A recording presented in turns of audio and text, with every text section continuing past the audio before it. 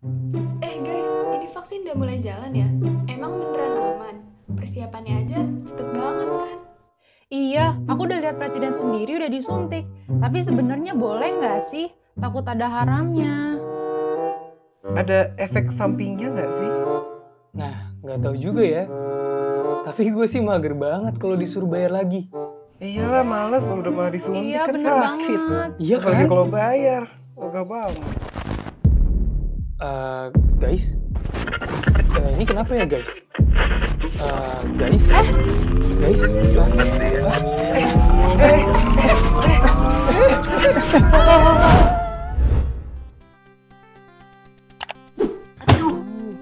Guys, ini di mana?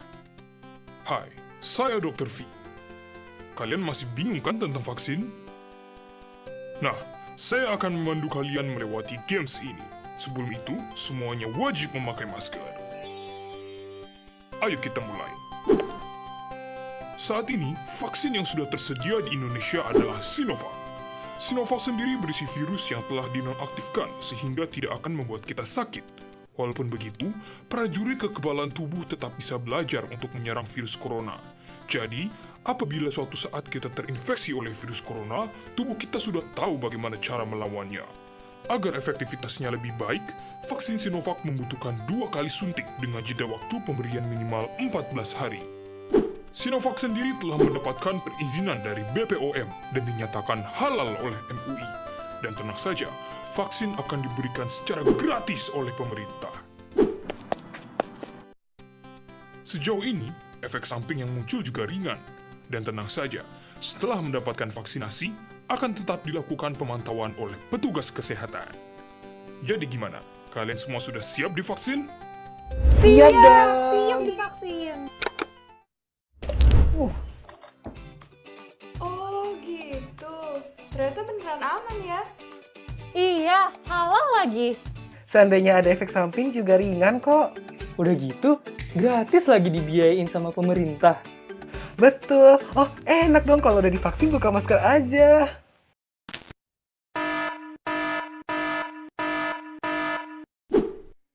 Ingat, vaksin tidak memproteksi 100%. Tapi seandainya kalian terinfeksi, vaksin bisa mencegah kalian untuk menderita gejala yang berat. Sehingga kita harus tetap menerapkan protokol kesehatan ya. Selalu ingat 4M. Oh, oke dokter. Kami jadi lebih mengerti nih tentang vaksin. Oke teman-teman, berarti kita semua siap divaksin ya? Siap dong. Siap divaksin.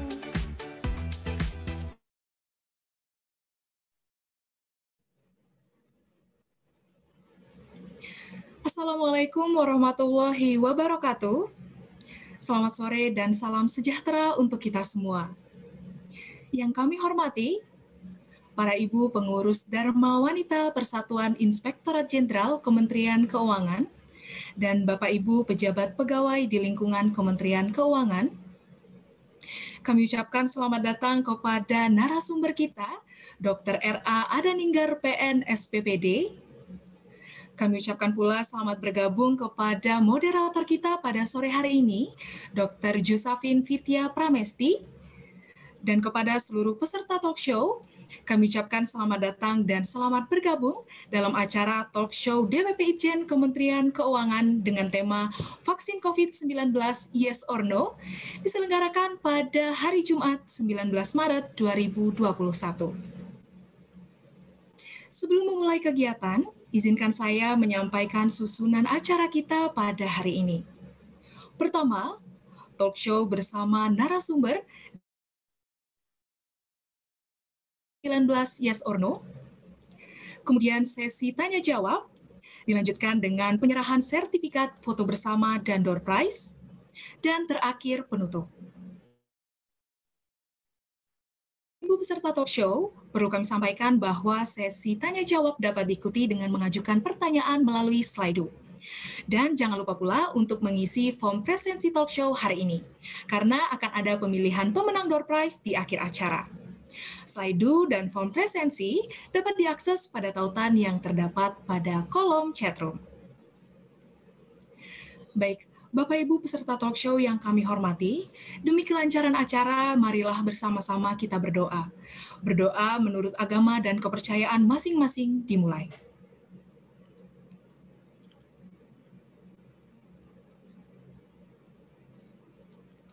Berdoa dapat diakhiri. Maret 2 telah setahun kita lalui hari yang tak mudah akibat pandemi COVID-19. Penyebaran virus yang tak pandang bulu ini sangat meresahkan dan mengundang kepanikan yang tak berkesudahan. Dunia terus berupaya sekuat tenaga untuk menekan penyebaran COVID-19, salah satunya melalui pengembangan vaksin COVID-19. Hari berganti hari, bulan berganti bulan, akhirnya lahirlah harapan baru di tengah penantian. Ya, vaksin COVID-19 akhirnya resmi diumumkan dan rilis di Indonesia pada akhir Januari 2021. Namun ternyata tidak sedikit masyarakat Indonesia yang terus meragukan vaksin ini. Ditambah dengan beragam informasi di media yang membuat masyarakat kian resah. Lantas, mengapa harus vaksin? Apakah keuntungan dengan menerima vaksin COVID-19 lebih besar daripada efek samping yang akan kita terima? Apa saja efek samping yang mungkin terjadi? Dan apakah bahan pembuatan vaksin COVID ini halal dan aman di tubuh manusia? Nah, untuk menjawab pertanyaan tersebut, mari kita simak bersama talk show dengan tema vaksin COVID-19 Yes or No bersama narasumber yang akan dipandu oleh moderator yang telah hadir di antara kita, yaitu Dr. Jusafin Vidya Pramesti atau lebih akrab disapa Dr. Feni. Selamat sore Dr. Feni, apa kabar? Alhamdulillah, baik. Mbak Alhamdulillah. Amalia, terima kasih. Ya, baik dok. Nah, sekilas tentang Dr. Feni. Dr. Feni lahir di Jakarta pada tanggal 27 Juni 1975. Dokter yang pernah mengenyam pendidikan di Fakultas Kedokteran Universitas Trisakti ini juga pernah bekerja sebagai Scientific and Training Manager Novel Pharmaceutical Labs pada tahun 2006 sampai dengan 2012. Dan peneliti lepas Litbangkes BPOM pada tahun 2001 sampai dengan 2002. Saat ini, Dr. Feni juga aktif sebagai pengurus DWP Kementerian Keuangan. Baik, langsung saja, tanpa perlu berlama-lama lagi, kepada Dr. Feni kami persilahkan. Mbak Amalia, Bismillahirrahmanirrahim. Assalamualaikum warahmatullahi wabarakatuh. Salam sejahtera bagi kita semua. Yang terhormat, saya sampaikan kepada ibu-ibu pengurus dan pemerintah Persatuan Inspektorat Jenderal Kementerian Keuangan. Yang terhormat, narasumber kita pada sore hari ini, Dr. Ninggar. Selamat sore, dokter. Sore, Dr. Feni. Ya, dok ya. Terima kasih ya, dok ya. Dan kemudian yang terhormat, Bapak dan Ibu pegawai Inspektorat Jenderal Kementerian Keuangan, juga para hadirin yang berkesempatan hadir pada sore hari ini. Alhamdulillah pada hari ini kita bisa ketemu dengan Dr. Ninggar nih dok. Saya biasanya ngikutin live dokter aja kalau di Instagram ya dok ya. Kayaknya nggak nyangka hari ini bisa ketemu dokter di sini nih satu room bersama-sama dengan Dr. Ninggar. Baik, jadi gini dok, sebagai informasi tambahan buat kita semua bahwa kenapa hari ini kita mengadakan acara ini, sebetulnya kita ingin mensosialisasikan lagi tentang vaksin COVID-19. Karena banyak sekali ya dok ya, orang-orang yang belum paham, entah itu manfaatnya, kemudian apalagi sekarang banyak hoax-hoax dok ya, yang banyak ada di media itu luar biasa, hoaxnya juga kaum anti-vaks itu banyak sekali. Jadi mudah-mudahan dengan diskusi kita pada sore hari ini bisa memberikan tambahan informasi ya dok ya buat kita semua, juga terutama bagi para pegawai Inspektorat Jenderal Kementerian Keuangan yang minggu depan akan menjalankan vaksinasi dok. Jadi ada 655 orang pegawai yang akan menjalani vaksinasi mulai minggu depan. Jadi mudah-mudahan kami semua bisa mendapatkan tambahan informasi pada sore hari ini, juga untuk para hadirin yang ikut acara pada sore hari ini. Baik, sebelumnya saya izinkan saya bacakan singkat CV Dr. Ninggar. Dr. Ninggar lahir di Surabaya pada tanggal 7 Juli tahun 1984. Beliau lulus dari FK Universitas Airlangga tahun 2008. Kemudian beliau melanjutkan pendidikan spesialis ya dok ya, penyakit dalam di universitas yang sama. dan lulus pada tahun 2017. Dan saat ini Dr. Ninggar selain aktif sebagai dokter di Rumah Sakit Husada Utama, Rumah Sakit Adi Husada Surabaya, juga di Rumah Sakit Brawijaya, Dr. Ninggar juga kami kenal sebagai edukator kesehatan dan kontributor medis di akun Pandemic Talk. Baik, terima kasih Dokter Ninggar pada sore hari ini. Sepertinya kita udah pada nggak sabar nih dok. Udah banyak yang nunggu-nunggu dari tadi ya dok ya.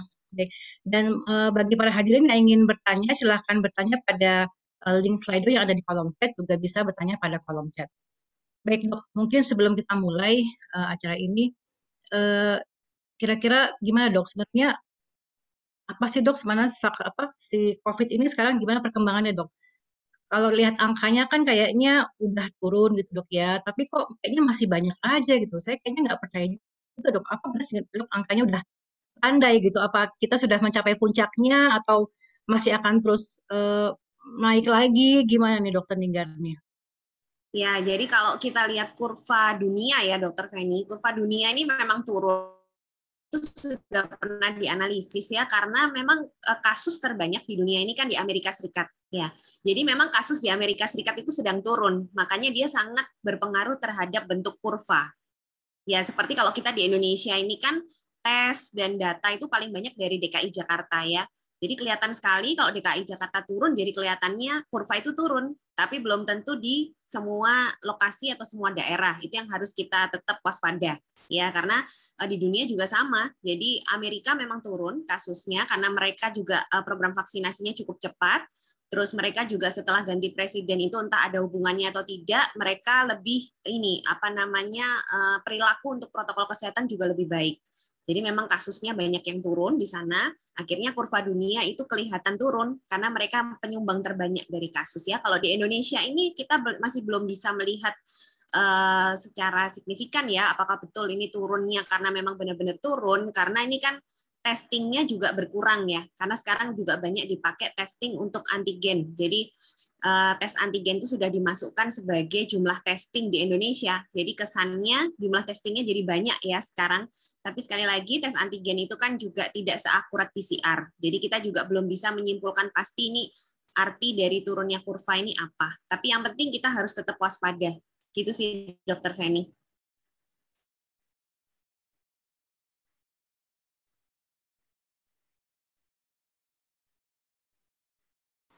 Izin Ibu, masih di mute. Ya, mohon maaf. Iya dok, jadi betul ya dok ya. Soalnya kayaknya kita kalau misalnya lihat rumah sakit tuh kayaknya masih full aja gitu kan. Apalagi mungkin bagi yang emang harus dirawat inap bukan COVID pun misalnya itu sulit sekali dok ya cari tempat gitu. Berarti memang sebetulnya kasus ini belum turun ya dok ya. Ya, di Indonesia ini Dokter Feni yang agak aneh itu memang kasus secara total turun, tapi angka kematian meningkat. Ini yang kita masih mencari juga sih. Saya bersama teman-teman Pandemic Talks, ini kan ada orang-orang data juga ya. Kita sedang mencari kenapa ini ya. Harusnya kan kalau memang kasus itu total turun, harusnya angka kematian juga turun ya. Tapi di Indonesia ini CFR atau angka kematian justru meningkat. Makanya kalau saya lihat pengalaman saya sehari-hari, ICU untuk COVID itu full terus, Dok. Tapi untuk ruang-ruang rawat inap, memang yang COVID gejala ringan dan sedang memang jauh lebih turun dibanding sebelumnya. Tapi ICU tetap full. Jadi ini apakah memang banyak orang yang takut ke rumah sakit, akhirnya mereka banyak isolasi mandiri di rumah, tapi ke rumah sakit pada saat kondisi sudah berat. Mungkin itu salah satu hipotesa ya, karena ini kok angka kematiannya meningkat meskipun kasusnya katanya turun ya. Jadi ini yang agak nggak cocok ya. Harusnya kalau kasus itu turun, angka kematian kan juga turun. Gitu aja sih. Berarti memang masih perlu diwaspadai dok ya. Jadi di Indonesia itu kita belum mencapai angka puncak gitu dok ya, belum sampai ke peaknya ya dok ya. Ya itu nggak tahu ya. Belum tahu ya dok ya. Karena testing kita tuh nggak pernah mencapai target ya Dokter Feni. Jadi agak sulit kita menyimpulkan kasus kita itu seperti apa ya. Mungkin sudah ada berapa gelombang juga nggak tahu juga ya. Gitu. Ya dok, baik dok. Baik, berarti memang kesimpulannya adalah masyarakat harus tetap waspada ya dok ya terhadap kasus COVID ini. Soalnya sekarang kalau saya lihat fenomenanya orang mulai banyak berani dok, gitu pergi-pergi gitu ya kemana. Jadi kayaknya udah mulai agak sedikit entah itu karena mungkin jenuh setahun di rumah pandemi gitu dok ya, atau mungkin sudah mulai lupa gitu ini masih ada pandemi atau ya nggak tahu dok ya, tapi intinya tetap masih harus waspada ya dok, yang dokter dengar ya. Ya, Baik. betul dok.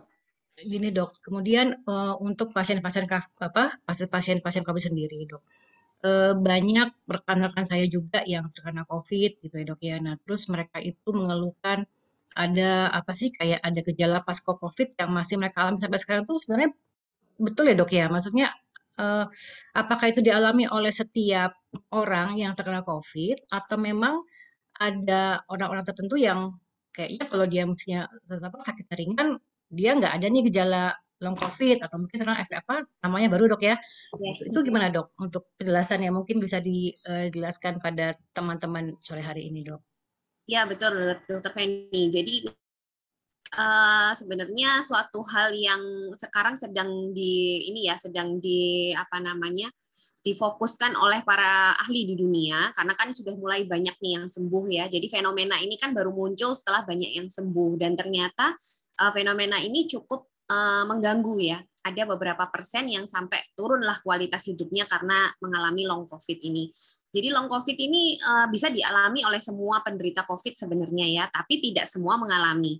Kalau dari data ya sekitar 60-70% mengalami, itu pun dengan derajat yang berbeda. Jadi ada yang paling cuma mengalami satu gejala, ada yang bisa mengalami sampai 2, sampai pun ada yang beberapa gejala. Dan itu lamanya juga sangat bervariasi.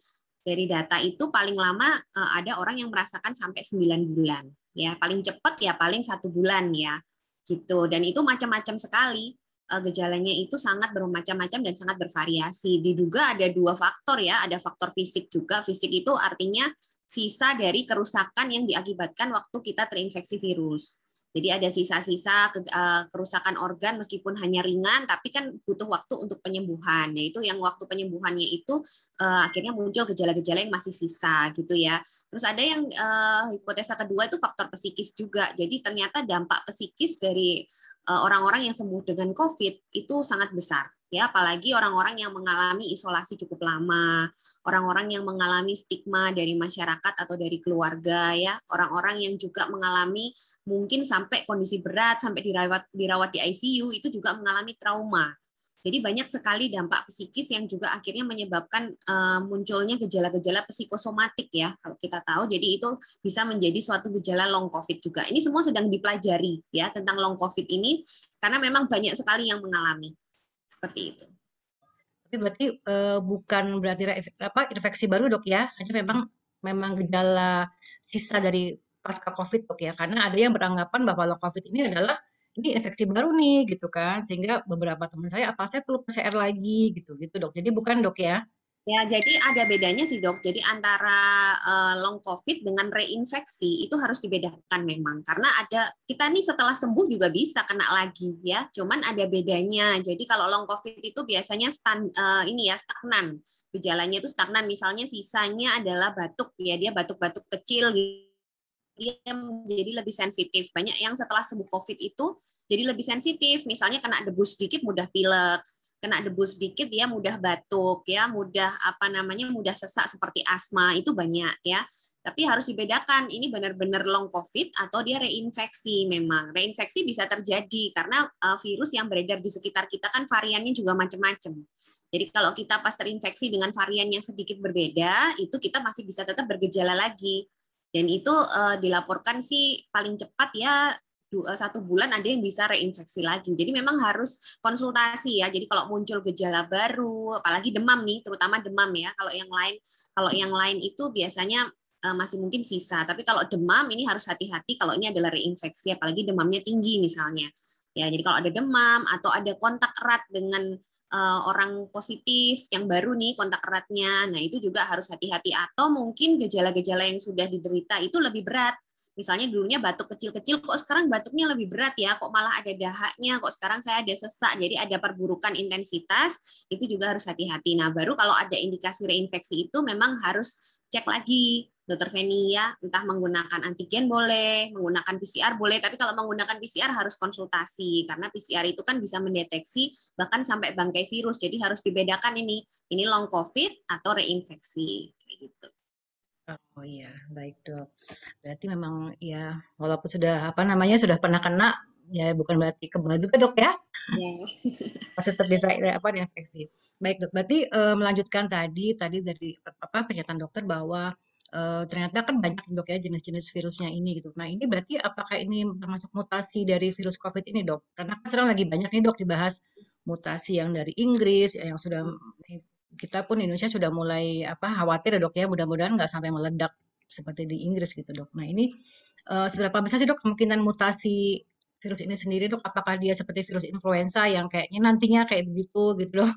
Karena bingung juga gitu dok ya, kapan nih selesainya pandemi ini begini? Iya, iya. Jadi virus itu memang ditakdirkan atau kodratnya itu memang harus mutasi, Dokter Feni. Jadi kalau misalnya dia nggak mutasi, itu kalau guyonannya para ilmuwan itu ya, kalau virus itu nggak mutasi, dia akan dikeluarkan dari silsilah. Artinya itu sudah harus gitu loh. Jadi sudah sebenarnya ini kondisi yang sudah diprediksi oleh para ahli sejak adanya pandemi COVID, ya mereka sudah memprediksi, oh pasti virus ini akan mutasi. Karena prinsipnya virus itu kan akan dia ingin bertahan hidup ya, dia berusaha bertahan hidup. Jadi tiap dia pindah antar host atau antar inang, misalnya dari saya pindah ke Dokter Feni, karena kondisi di dalam tubuh kita juga berbeda, virus itu akhirnya menyesuaikan diri. Jadi dia akan berubah sesuai dengan kondisi masing-masing inang. Nah, mutasi yang dilakukan virus itu bisa dua macam akhirnya. Nanti dia bisa menjadi lebih kuat atau menjadi lebih lemah dan hilang, atau hilang itu musnah. Jadi tergantung, ini semua seperti peluang ya. Jadi kita nggak pernah bisa memprediksi, karena virus itu intinya dia hanya ingin berusaha menyesuaikan diri. Jadi kalau pas kebetulan mutasinya dia ke arah memperkuat dirinya, ya dia bisa lebih kuat ya. Contohnya ada beberapa varian ini yang akhirnya menggegerkan dunia. Dia berarti mutasinya lebih ke arah yang akhirnya mengganggu ya, seperti itu. Tapi ada juga dari awal tuh sebenarnya sudah ada ribuan varian yang hilang juga. Jadi dari yang awal induknya yang dari Wuhan itu udah nggak ada, yang asli dari Wuhan itu sudah hilang, dia sudah mutasi, dan mutasinya pun ada beberapa yang sudah hilang. Nah yang ada ini yang masih aktif menular, ini yang memang patut diwaspadai, ini ada 3. Ya termasuk mutasi Inggris kemarin ya, B117, lalu nanti ada lagi mutasi Afrika Selatan yang B1531, sama satunya itu dari Brasil P1. 3 itu yang sedang disorot oleh para ahli karena memang punya efek yang cukup merugikan. Yang pertama kan kalau yang B117 kemarin dia lebih cepat menular, makanya kan kemampuan penularannya itu bisa 50-70% kali lebih cepat dibandingkan yang varian sebelumnya. Kalau yang Afrika Selatan sama Brasil ini lebih ke dia bisa lari dari antibodi. Jadi orang ini bisa, misalnya kita habis kena virus, ini ya COVID, terus ada varian Afrika Selatan, mungkin kita akan kena lagi karena dia bisa escape dari antibodi. Dia bisa lari dari antibodi yang sudah terbentuk di dalam tubuh kita. Makanya ini juga ancaman juga untuk vaksin. Ya, itu yang varian Afrika Selatan dan varian Brasil. Kalau yang B117 ini masih aman, dia masih bisa dikenali oleh antibodi kita. Jadi dia ancamannya cuma lebih cepat menular gitu aja. Jadi tiap mutasi virus itu pasti punya karakter masing-masing. Ya ini 3 ini yang masih yang benar-benar disorot oleh para ahli dan benar-benar dijadikan peringatan lah untuk seluruh dunia 3 varian ini. Sementara itu sih dok. Artinya gini ya dok ya, karena tadi dari memang sifat aslinya virus tadi itu mudah bermutasi, berarti urgensi dari vaksin tuh sangat penting sekali dok ya. Maksudnya memang penting sekali gitu karena menghindari mutasi-mutasi virus yang makin banyak ini dok ya. Betul. Jadi salah satu cara kita untuk menekan mutasi itu kan kita harus menekan penularan ya, menekan penularan supaya si virusnya nggak pindah, karena dia akan mutasi kalau dia pindah ke orang lain. Jadi kalau bisa kita tekan itu, jadi kita kurangi benar-benar kemungkinan si virus itu pindah ke badan orang lain. Salah satu caranya memang dengan vaksin, karena dengan vaksin itu meskipun kita masih bisa sakit, tapi jumlah virus yang ada di dalam tubuh orang yang sakit itu akan sangat rendah karena pasti sudah dibunuh oleh antibodi. Jadi yang sangat rendah itu kemampuan penularannya pun pasti juga akan sangat rendah gitu loh. Jadi bisa sangat mengurangi resiko terjadinya mutasi-mutasi baru. Makanya para ahli terutama yang memang belajar virus ya, mereka justru mendukung sekali untuk vaksinasi karena semakin cepat kita tercakup vaksinasinya ini, jadi semakin ditekan juga penularannya, semakin kita bisa menekan kemungkinan terjadinya mutasi-mutasi baru. Karena tiap hari itu ada laporan mutasi-mutasi varian baru yang dilaporkan di seluruh dunia. Dan itu punya karakteristik masing-masing. Cuman ya memang kalau belum masuk Indonesia, sepertinya masyarakat juga nggak terlalu diekspos ya dengan itu, takutnya nanti terlalu khawatir. Tapi Khawatir sebenarnya ya dok ya, betul. ya terlalu panik nanti. Padahal sebenarnya kita perlu tahu ini untuk pencegahan ya. Jadi jangan sampai varian-varian ini masuk ke Indonesia. Harusnya sih begitu. Baik, berarti memang penting sekali bahwa kita tuh menyadari bahwa ini vaksin ini penting sekali satu dok ya untuk mengurangi mutasi-mutasi dan akhirnya bisa menekan jumlah penyebaran virus dan berending pada selesai pandeminya dok ya, begitu ya dok. Baik dok, berarti kita masuk ke vaksin. Nah, vaksin sendiri ini sebenarnya apa sih dok? Maksudnya apa sih vaksin gitu? Karena kita taunya selama ini ya vaksin disuntik gitu kan, udah selesai gitu. Karena sebenarnya apa sih vaksinnya sebenarnya, mungkin bisa jelaskan kepada teman-teman dok supaya lebih jelas dan lebih paham dan benar-benar ayo deh vaksin gitu, nggak usah pakai takut-takut lagi gitu dok. Iya, jadi vaksin ini sebenarnya bukan sesuatu yang baru ya. Cuman mungkin kalau vaksin pada orang dewasa, ini memang jarang ya, Dokter Feni. Ya paling kan orang dewasa yang divaksin tuh kalau mau berangkat haji atau orang-orang lansia tuh divaksin influenza. Jadi orang-orang dewasa tuh tidak terbiasa dengan vaksin. Padahal bayi dan anak-anak itu sudah sangat terbiasa. Dan itu sama saja. Jadi teknologinya, isinya, ya, cara pembuatannya, komponennya, kandungannya, semuanya sama dengan vaksin-vaksin yang sudah puluhan tahun diberikan pada anak dan bayi seperti itu. Jadi sebenarnya vaksin itu tujuannya untuk melatih tentara tubuh kita. Jadi gini, ada yang beredar di masyarakat itu yang salah. Jadi ada yang mengatakan bahwa kita tidak perlu vaksin karena kita sudah punya antibodi sendiri, sistem imun alami yang kuat. Jadi ini harus dipahami untuk Bapak Ibu sekalian, yang namanya antibodi itu memang senjata yang sangat spesifik. Artinya begini, misalnya kita mau melawan kuman tifus, ya kita butuh senjata yang spesifik, antibodi terhadap tifus. Gitu ya. Terus misalnya kita mau melawan flu, ya kita butuh antibodi terhadap virus flu. Dan antibodi itu tidak bisa, misalnya antibodi virus flu menyerang tifus, itu nggak bisa. Jadi itu sangat-sangat spesifik yang namanya antibodi. Dan antibodi tidak akan terbentuk sendiri. Itu yang sering orang-orang salah ya. Jadi antibodi itu hanya terbentuk setelah tubuh seseorang mengenal kuman tersebut. Misalnya kita mau dapat antibodi terhadap tifus, ya kita harus sakit tifus dulu. Atau pilihan kedua, kalau kita nggak mau sakit, ya kita divaksin tifus.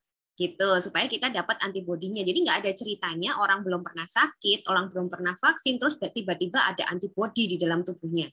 Itu nggak mungkin, gitu ya. Jadi itu salah. Jadi kalau kita merasa cukup tanpa vaksinasi, ya memang cukup ada sistem-sistem imun alami, memang bisa melawan virus. Tapi sekali lagi itu tidak bisa menjamin karena tidak ada orang yang tahu pasti bagaimana sistem imun masing-masing tubuh orang. Tidak selalu orang yang lebih muda itu lebih kuat daripada orang yang lebih tua, itu tidak selalu. Ya, karena sistem imun kita sangat kompleks gitu loh. Bahkan banyak sekali usia muda sekarang yang juga kalau kena COVID bisa gejala berat. Itu ya banyak karena mungkin dari pola hidupnya ya, pola mungkin merokok, minum-minum alkohol itu kan juga menurunkan daya tahan tubuh meskipun dia tidak sadar. Seperti itu contohnya ya. Jadi kalau untuk antibodi COVID ini, vaksin COVID tujuannya itu memperkenalkan tubuh kita ke virus COVID secara aman. Jadi isi dari vaksin itu juga virus COVID, tapi yang sudah mati atau cuma bagian-bagiannya, paling kepalanya aja, terus kakinya aja, tangannya aja. Jadi itu bisa untuk melatih tubuh kita mengenali. Kalau tubuh kita sudah mengenali, oh ini toh virus COVID. Jadi suatu saat kalau ada virus yang beneran masuk ke dalam tubuh kita sudah punya yang namanya antibodi. Jadi langsung itu ditembak. Langsung nggak menunggu lagi ditembak, makanya langsung kalaupun kita sakit, gejala kita itu akan ringan. Ya, contohnya misalnya kalau pernah tahu campak ya, mungkin yang ibu-ibu pernah membayangkan anak kita disuntik atau vaksin campak gitu ya. Dulu sebelum ada vaksinasi, campak ini sangat membunuh anak-anak karena dia bisa menyebabkan komplikasi yang namanya keradangan otak. Ya, itu kalau sudah ada anak yang kena keradangan otak itu angka kematiannya cukup tinggi. Nah, setelah ada vaksin campak, itu anak-anak kita masih bisa kena campak. Paling kan demam atau merah-merah badannya ya, tapi sudah hampir tidak ada yang, kalau nggak salah malah saya nggak pernah ketemu ya, sudah yang menderita sampai keradangan otak. Nah, kalau ada orang yang bilang anak saya tidak divaksin tapi sehat-sehat aja, itu karena sudah terlindung dari herd immunity orang sekitarnya yang sudah divaksin. Jadi sebenarnya ini kita kalau nanti 70% aja masyarakat kita itu mau divaksin, ada 30% yang tidak mau divaksin atau tidak bisa divaksin, mereka otomatis akan terlindungi juga oleh kita. Gitu. Jadi bukan karena dia kuat lalu dia tidak kena, tapi karena dia sudah terlindung oleh herd immunity.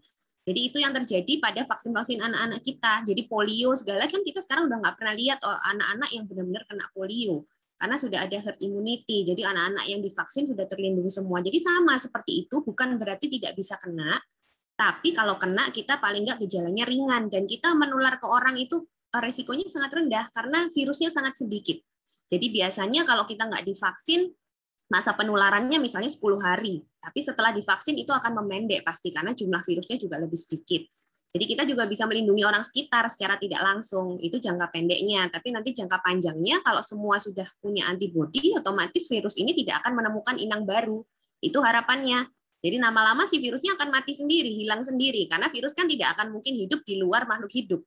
Jadi kalau kita sudah kuat semua, sudah punya antibodi semua, baik itu dari sakit alami ataupun dari vaksin, terbentuk herd immunity, kita bisa terlindung. Itu tujuan akhir kita sebenarnya dengan vaksinasi. Gitu.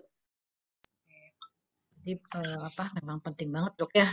Karena masih banyak kan dok orang-orang yang ya dengan banyak alasan lah ya vaksin itu haram lah dan sebagainya. Mereka akhirnya tidak mau mau divaksin. Padahal sebetulnya dengan kita vaksin, kita selain melindungi diri juga kita melindungi orang-orang sekitar kita, terutama keluarga terdekat ya dok ya. Iya dok. Supaya kena yang berat gitu kalaupun misalnya kena. Nah, terus bagaimana sih dok vaksin yang ada di Indonesia ini? Apakah semuanya itu bahannya halal gitu kan? Karena yang saya tahu kan sekarang sudah masuk lagi vaksinnya AstraZeneca ya dok ya, walaupun memang belum masih ditunda oleh BPOM pemberiannya pada masyarakat. Jadi kita menggunakan masih Sinovac. Nah ini apakah kedua vaksin yang akan diberikan pada masyarakat ini halal dok? Iya, jadi kalau memang vaksin itu diberikan izin edar, itu pasti sudah dinilai ya sama badan independen, yaitu BPOM. BPOM itu memang yang bertugas untuk menilai keefektivitasan ya dari obat termasuk vaksin. Jadi kalau sudah mendapatkan izin dari BPOM, itu artinya pasti sudah aman dan efektif. Tapi kalau untuk kehalalan ini dari MUI ya, nanti pasti kalau sudah ada izin edar dari BPOM, MUI juga pasti sudah menyatakan halal. Nggak mungkin kalau misalnya nggak halal ya tidak akan diberi izin edar. Logikanya begitu aja ya. Jadi untuk kedua vaksin ini kalau memang sudah ada izin dari BPOM ya mestinya sudah aman, efektif dan halal gitu. Nah, baik dok. Jadi memang di kita sudah pasti ya insya Allah halal dok ya keduanya. Ya, jadi mungkin isinya ya mungkin gini Dokter Feni. Kalau untuk Sinovac itu dia kan isinya adalah virus yang dimatikan. Jadi virus COVID yang mati dan ada beberapa varian. Jadi Sinovac ini sebenarnya lumayan lumayan tidak terganggu dengan mutasi karena dia sebenarnya isinya itu variannya sudah cukup banyak. Dan karena dia virus utuh, jadi antibodi nanti yang terbentuk tuh juga macam-macam. Jadi dari antibodi kepala ada, kaki ada, badan ada, tangan ada. Jadi kalau ada virus yang mutasi itu biasanya cuma bagian kakinya aja. Jadi yang lainnya itu masih bisa dikenal. Jadi sebenarnya Sinovac ini justru lebih aman lah dari mutasi sebenarnya begitu. Nah, Sinovac ini kenapa dipilih pertama kali oleh pemerintah kita? Karena teknologi konvensionalnya ini sudah bisa dibuat di Bio-Farma. Jadi selama ini misalnya virus-virus influenza ya, terus vaksin-vaksin influenza, lalu vaksin-vaksin pada anak-anak kita yang isinya adalah virus mati, itu sudah diberikan selama puluhan tahun dengan isi yang sama. Isinya itu cuma tadi itu ya virus yang mati, terus garam, air, lalu ada aluminium sedikit sekali untuk adjuvan. Jadi adjuvan itu tujuannya untuk meningkatkan respon pembentukan antibodi.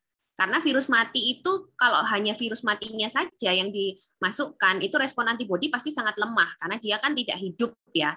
Makanya itu ditambah suatu bahan untuk meningkatkan respon imunnya supaya antibodi yang terbentuk cukup optimal. Itu namanya adjuvan dan itu sudah dipakai juga puluhan tahun selama ini untuk vaksin. Jadi tidak ada yang bahan-bahan yang khusus, tidak ada bahan-bahan yang berbahaya, bahkan tidak mengandung hewan juga ya. Jadi cuman itu aja isinya. Nah, kalau yang AstraZeneca ini isinya lebih kompleks, dia ada gulanya juga untuk menstabilisasi ya, dia ada ininya juga gula, garam, air, Terus ada beberapa bahan supaya tidak lengket, supaya menghindari lengketnya vaksin di botol kacanya. Jadi memang lebih kompleks. Cuman sekali lagi tidak ada bahan-bahan yang berbahaya sebenarnya. Seperti itu, Dok. Baik. Nah, ini Dok, yang masyarakat tuh banyak menjadi rumor ya, masalah efektivitas dan efikasi. Mungkin bisa jelaskan sedikit Dok, apa sih bedanya Dok efikasi dan efektivitas gitu Ya, dari oke. vaksin ini? Karena ini banyak sekali Dok yang bikin akhirnya orang jadi kadang mikir, loh kenapa sih pemerintah kok ngambilnya yang yang efikasinya hanya 65%, kenapa nggak ngambilnya yang tinggi gitu Dok ya? Nah, itu kan yang beredar luas nih Dok, jadi mungkin Ya. perlu jelaskan supaya lebih paham apa sih sebenarnya maksudnya dari efikasi dan efektivitas itu Dok. Oke, Dokter Penny. Jadi, efikasi itu kemampuan perlindungan vaksin ya. Jadi, kemampuan vaksin ini melindungi seseorang yang sudah divaksin.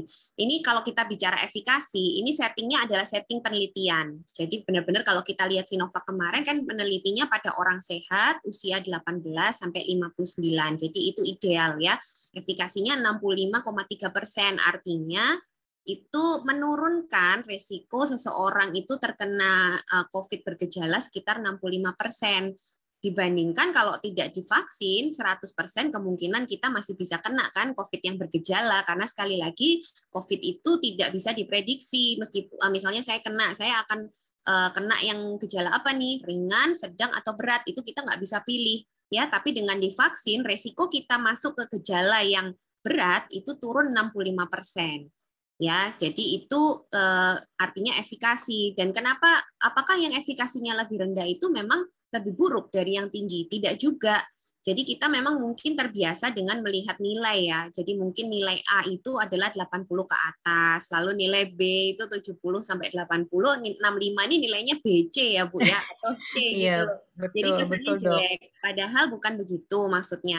Maksud dari vaksin itu adalah berapapun efikasinya, tujuannya adalah supaya mengurangi resiko kita terkena COVID yang bergejala dan mengurangi kematian itu dulu. Dan nantinya dalam jangka panjang secara tidak langsung juga akan mengurangi penularan, lalu akan terbentuk herd immunity. Karena dari WHO sendiri mereka memberikan standar sebenarnya cuma 50%. Jadi semua vaksin yang di atas 50% efikasinya itu sudah dianggap bisa nantinya akan berpengaruh pada pengendalian pandemi.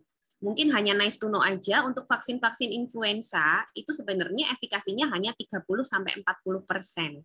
Tapi dia bisa sangat menekan angka kematian terutama di negara-negara maju yang memang sering terancam oleh influenza yang musiman. Mereka di sana mematikan sekali kalau ada influenza yang musiman, dan di sana itu sudah disuntik vaksin influenza juga, meskipun efikasinya cuma 30-40%, di sana bisa sudah sangat menekan kematian jauh sekali. Ya, jadi efikasi itu tidak suatu angka yang jelek atau bagus. Jadi semua vaksin dengan efikasi berapapun itu bisa sangat mengurangi atau membantu kita untuk mengendalikan pandemi gitu ya. Dan beda sekali dengan efektivitas. Nah, efektivitas itu nanti adalah efikasi yang akan berubah bila vaksin ini disuntikkan di masyarakat. Jadi tidak sesuai setting dengan uji klinis lagi. Kalau tadi kan yang disuntik adalah orang sehat, usia 18 sampai 59 tahun, dan orang-orang ini juga diawasi dengan protokol kesehatan yang ketat. Itu 65% efikasinya. Nah, tapi kalau disuntikan ke masyarakat, misalnya masyarakat memiliki penyakit-penyakit komorbid, itu mungkin efektivitasnya akan lebih rendah. Karena penyakit-penyakit komorbid misalnya diabetes, ya, hipertensi, itu pasti kan kemampuan atau sistem imunnya tidak sekuat orang-orang yang sehat. Jadi perlindungan vaksinnya juga bisa lebih rendah gitu, dari 65% gitu. Atau mungkin efektivitas ini juga akan berubah kalau misalnya disuntikan pada orang yang perilakunya tidak taat protokol kesehatan. Jadi misalnya setelah divaksin terus dia lengah gitu ya, dia nggak pakai protokol kesehatan terus dia kena. Ya nggak heran, itulah efektivitas vaksin. Efektivitas vaksin tidak bisa berdiri sendiri. Dia didukung juga oleh perilaku, ya, didukung juga oleh sistem imun kita. Tadi contohnya komorbid. Nah, itulah yang terjadi nanti di masyarakat. Efektivitas vaksin bisa sangat berbeda-beda tergantung dari banyak faktor itu tadi. Dan faktor virus juga berpengaruh. Jadi kalau misalnya ada mutasi virus yang tadi itu, yang Afrika Selatan, itu bisa nanti mengurangi efektivitas dari vaksin. Gitu. Jadi efektivitas itu beda dengan efikasi, di mana efikasi itu adalah kondisi ideal pada saat uji klinis, kalau efektivitas itu pada saat sudah disuntik di masyarakat, dan itu bisa sangat berbeda-beda tiap orang tergantung macam-macam faktor, sistem imun, perilaku, mutasi virus. Nah, itu nantinya bisa menentukan, nah ini kenapa orang ini kok terlindung, yang ini enggak. Ya mungkin satunya misalnya perilaku prokesnya baik, satunya enggak, makanya satunya bisa kena. Nah, itu bisa beda efektivitasnya. Gitu, Dok, mungkin. Oke. Ya dok, berarti memang apa namanya nggak bisa dijadikan patokan dok ya angka efikasi dan efektivitas, dan kita pun juga belum bisa menilai sebenarnya apakah ini efektif atau belum, kita belum bisa menilai dok ya, karena kan program vaksin belum selesai gitu dok ya. Ya, betul, betul, Dok. Ya, nah terus dok yang menjadi pertanyaan adalah berapa lama sih dok antibodi yang terbentuk setelah kita tuh divaksin pertama? Karena saya tadi siang barusan membaca sebuah ya mungkin ini hoax juga dok ya di medsos, bahwa ada isu katanya kita tuh nggak boleh kemana-mana kalau misalnya setelah vaksin pertama, karena setelah 7 hari vaksin pertama itu imunnya benar-benar nol, drop gitu. Apakah benar nggak tuh dok? Kita juga bingung juga loh, kok bisa begini, bisa gimana ini ya? Iya, jadi itu meremehkan sekali sistem imun manusia ya, Dokter Feni ya. Jadi itu kurva yang beredar, itu adalah kurva antibodi. Jadi sekali lagi sistem imun kita itu kan nggak cuma antibodi, banyak sekali sistem imun sebenarnya yang ada di dalam tubuh kita itu sangat kompleks. Nah, antibodi itu setelah disuntikkan pertama, memang dia nanti akan naik lalu akan turun. Tapi terus kalau misalnya antibodinya nol terus kita sakit, ya enggak, antibodi itu kan sistem imun kita kan ada yang lain gitu loh. Ini kan antibodi terhadap COVID gitu kan, itu terhadap COVID-nya gitu loh. Jadi kalau misalnya antibodinya naik terus turun, ya sebenarnya sebelum disuntik pun atau selama sudah disuntik pun, meskipun ada antibodi, ya tetap kita harus melindungi diri. Karena mau nanti antibodinya terbentuk optimal pun masih bisa kena gitu loh. Jadi itu tidak ada korelasinya terus nanti nol terus kita pasti akan sakit, itu tidak gitu ya. Jadi itu memang yang agak sulit dijelaskan. Jadi memang itu ada kurva seperti itu. Tujuannya itu begini. Jadi memang itu kan kita butuh 2 kali suntikan nih kalau Sinovac. Itu dari uji klinisnya ya. Jadi dari suntikan pertama nanti ada respon imun primer namanya. Jadi itu ada kayak antibodi yang akan muncul tuh setelah disuntikan pertama. Nanti dia muncul, pasti akan turun. Pasti akan turun karena respon primer itu selalu lebih lemah daripada yang sekunder. Nah, setelah turun yang kedua. Nah, makanya suntikan kedua itu nanti dia akan melonjakkan jumlah antibodi. Tapi misalnya apakah di antara suntikan pertama dan kedua nanti antibodinya sempat nol? Itu tidak ada teori begitu itu. Iya, karena intinya itu ya dia akan turun ya, dia butuh kayak disundul lagi gitu loh Bu, dia harus disundul lagi dengan pemberian vaksin yang kedua, suntikan kedua, supaya terbentuk booster ya, itu yang kita sebut booster. Jadi disuntikkan lagi supaya responnya itu lebih kaget, jadi lebih tinggi, mungkin 2 kali lipat, 3 kali lipat seperti itu, tapi tidak ada fase itu. Jadi sebenarnya setelah vaksin itu seseorang tetap boleh beraktivitas seperti biasa. Jadi tidak harus tidur di rumah, tidak harus isolasi dan lain-lain yang aneh-aneh, itu nggak perlu.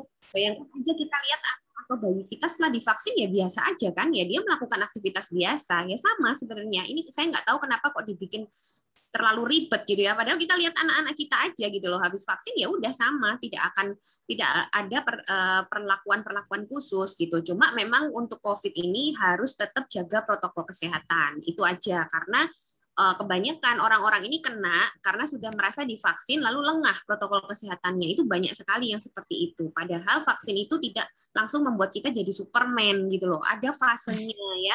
Ada fasenya kan. Jadi pembentukan antibodi sampai optimal itu butuh waktu sekitar 1-2 bulan. Itu dulu. Terus belum nanti respon imun tiap orang itu juga beda-beda. Tidak semua itu menghasilkan antibodi yang tinggi. Karena yang tadi saya bilang ya, sistem imun manusia itu sangat dan tidak diprediksi dan sangat bervariasi. Makanya kok ada yang kok saya segini ya dok, teman saya segini itu beda-beda memang ya. Makanya tidak bisa makan. Jadi tetap harus yang namanya hati-hati, tetap harus tidak boleh lengah protokol kesehatan sampai terbentuk herd immunity, itu baru kita benar-benar terlindung. Itu dok. Oke. Sebetulnya kita nggak perlu dok ya melakukan tes serologi setelah kita vaksin itu, apa penting banget apa gitu dok?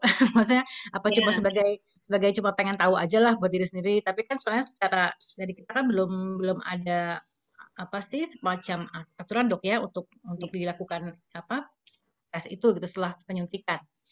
Ya, jadi setelah penyuntikan itu boleh mau tes, tapi nanti kalau misalnya nilainya terus dibanding-bandingkan sama temennya jadi panik sendiri. Ya kan banyak yang begitu. Banyak yang konsultasi sama saya, dok teman saya kok terbentuk 200, saya kok cuma 50. Padahal itu tidak ada hubungannya ya. Jadi titer atau jumlah antibodi itu tidak menjamin kemampuan atau kualitas antibodi tersebut. Jadi begini, misalnya antibodinya tinggi, apakah pasti dia akan terlindung 100%? Itu juga belum tentu.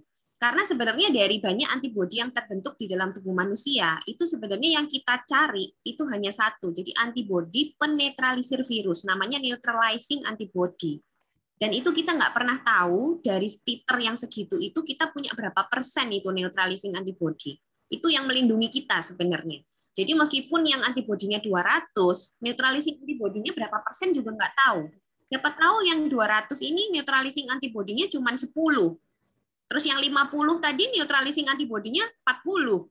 Ya, berarti lebih kuat yang 40 ini gitu kan ya. Karena dari titer itu kita nggak bisa lihat kemampuan netralisir dari antibodinya. Jadi memang boleh kalau mau dicek, tapi bukan berarti yang rendah itu terus jelek. Kan banyak yang terus saya perlu divaksin ulang, banyak yang nanya. Iya, betul dok. Nah, itu enggak, belum tentu ya. Jadi makanya itu tetap karena kita nggak tahu kondisi masing-masing tubuh kita, ya tetap kita harus jaga-jaga tetap dengan pencegahan itu tadi. Jadi ya akhirnya pukul ratanya seperti itu. Karena yang 200 pun itu belum tentu dia terlindung berkali-kali lipat dibanding yang 50 misalnya gitu ya dok ya. Itu nggak ada ya. Mungkin jangan sampai salah paham di situ. Ini nggak terjadi cuma di vaksin COVID loh ya. Jadi di semua vaksin juga terjadi seperti ini. Misalnya vaksin hepatitis B. Bahkan ada orang yang tidak bisa membentuk antibodi terhadap vaksin hepatitis B. Itu banyak, kita sebutnya non-responder. Itu ada. Bahkan vaksin COVID ini kalau dari penelitian yang di Bandung itu yang membentuk antibodi hanya 99% orang. Artinya 1% ada yang tidak terbentuk juga antibodinya. Nah, kalau kayak gitu gimana, dok? Ya menunggu vaksin lain. Mungkin memang tidak respon dengan Sinovac misalnya gitu. Kalau dia memang nggak respon, tidak membentuk antibodi sama sekali, percuma dia akan disuntik vaksin Sinovac lagi. Ya mungkin dia harus menunggu vaksin merek lain misalnya, kayak gitu. Oh, baik ya. Memang itu sih dok. Karena ya di kita itu kan orang terpakunya pada angka sih dok ya. Kesannya jadi kalau antibodinya tinggi jadi wah saya lebih kebal gitu kan gitu dok. Ya itu yang padahal sebenarnya nggak juga ya dok. Lemahnya di situ dok ya. Lengahnya kebanyakan di situ. Iya, jadi udah pede duluan. Iya. Iya. Iya. Dok, berarti nah untuk efek samping vaksin ini sendiri gimana dok? Maksudnya kalau dari efek samping yang dilaporkan kan memang tidak ada yang berat ya dok ya. Cuman banyak rumor di masyarakat yang beredar bahwa ini efek sampingnya bisa kena sakit lagi. Walaupun tadi sebenarnya dokter sudah menjelaskan bahwa itu sebenarnya tergantung dari perilaku si penerima vaksin ya. Iya, betul dok. Efek sampingnya ini bagaimana dok? Mungkin nah ini buat teman-teman yang minggu depan akan divaksin ya dok. Karena pasti jujur dok saya pun waktu mau divaksin deg-degan juga. Deg-degannya bukan deg-degan karena takut efek sampingnya ya, tapi mungkin karena momennya kali dok ya, momen beda kan sama kita mau vaksin meningitis gitu kan, kapan aja mau berangkat umroh vaksin gitu ya. Banyak informasi gitu, kan dok ya? Iya betul banyak informasi. Jadi informasi jadinya bingung. Betul, bingung, ragu dan takut jadi satu dok. Iya betul dok. Banyak kok tenaga medis kan juga yang masih ragu ya. Nah, jadi gini, untuk efek samping itu sebenarnya kalau kita lihat secara keseluruhan dulu ya. Jadi vaksin ini kita bicara Sinovac ini nanti suntiknya apa, Dokter Feni? Sinovac juga ya? Sinovac ya dok. Ya Sinovac. Jadi kita bicara Sinovac ya. Jadi Sinovac itu termasuk vaksin yang bisa dibilang paling aman karena dia itu platformnya virus mati. Ini adalah teknologi yang sudah puluhan tahun tadi yang saya cerita. Jadi dari isinya sama, pembuatan pabriknya juga sama, dan tidak pernah terjadi efek samping yang berbahaya. Dan isinya juga hampir tidak ada bahan-bahan yang menyebabkan alergi, kali resiko terjadinya alergi ya pada vaksin Sinovac. Saya jujur sejak awal saya tahu mempelajari banyak vaksin, saya justru memilih Sinovac. Waktu itu belum tahu kalau Sinovac yang akan pertama kali dibeli oleh Indonesia. Waktu itu saya sudah belajar dengan beberapa ahli, oh nanti ada vaksin ini. Justru untuk saya lebih pilih Sinovac. Karena Sinovac dari segi keamanan itu sudah terbukti dari teknologinya. Jadi ini bukan teknologi baru, ini teknologi yang sudah puluhan tahun dan selama ini diberikan pada hampir semua orang. Artinya orang yang punya penyakit, orang hamil, ibu-ibu menyusui, anak-anak, itu paling banyak yang dipakai adalah platform ini. Jadi memang relatif aman. Dan dari uji klinisnya sekalipun yang ada di Bandung, di Cina, di Brasil, dan di mana satunya ya? Di Brasil, Cina, ya itu efek sampingnya yang paling berat. Yang berat itu hanya 0,1 sampai 1%. Itu alergi ya, tapi alerginya juga tidak berat ya. Alerginya itu lebih ke seperti alergi kulit seperti itu. Terus yang lainnya mayoritas efek sampingnya ringan ya. Ringan itu paling sering paling demam ya 1-2 hari ya, kayak anak kita kalau habis divaksin rewel 1-2 hari, nyeri otot ya, ada yang nyeri kepala. Saya juga sudah divaksin, alhamdulillah gejala saya hanya ngantuk, Bu. Jadi setelah vaksin pertama saya tidak ada keluhan sama sekali, tapi setelah vaksin yang kedua saya ngantuk sekitar 1-2 hari. Itu aja. Jadi saya tidak merasakan efek-efek samping yang aneh-aneh. Terus jangan lupa sekarang ada efek samping psikis.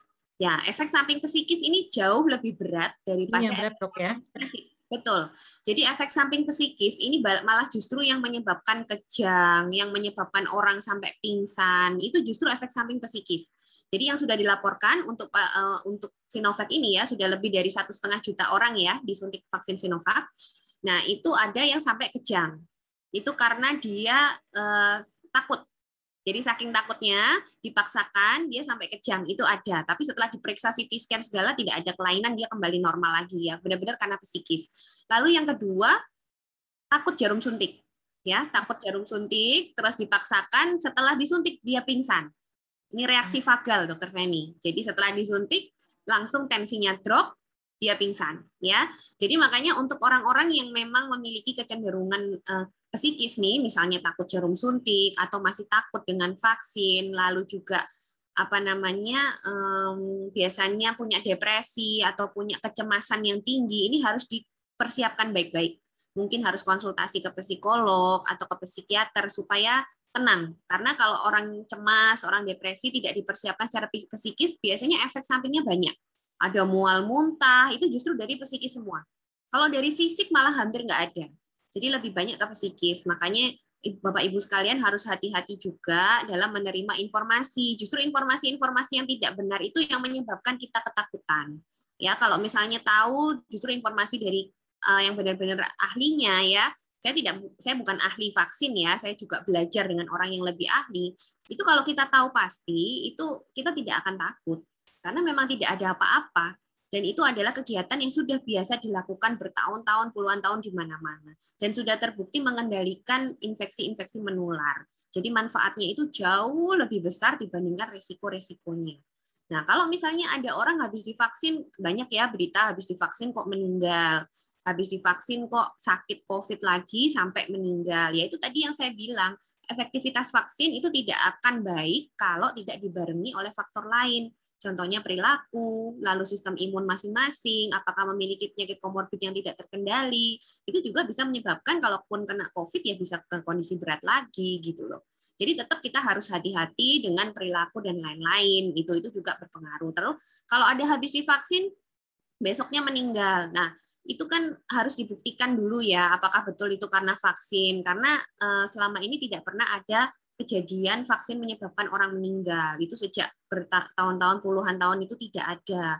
Jadi karena isinya vaksin juga seperti itu sebenarnya tidak ada yang menyebabkan atau bahan-bahan berbahaya yang menyebabkan seorang tiba-tiba besoknya meninggal. Karena orang kalau meninggal sebelumnya vaksin, kenapa yang disalahkan vaksinnya ya? Kadang-kadang padahal makanan juga bisa ya, banyak-banyak kan sebenarnya gitu. Padahal misalnya contoh nih, orang yang meninggal karena alergi kacang di luar negeri itu jauh lebih tinggi. Tapi kalau ada orang yang meninggal karena vaksin itu langsung hebohnya lebih gitu loh. Padahal tidak ada yang terbukti karena vaksin gitu ya, Dr. Feni. Jadi makanya kita harus hati-hati dalam menerima informasi. Justru orang-orang yang menyebarkan informasi-informasi tidak benar ini yang menyebabkan ketakutan sebenarnya di masyarakat.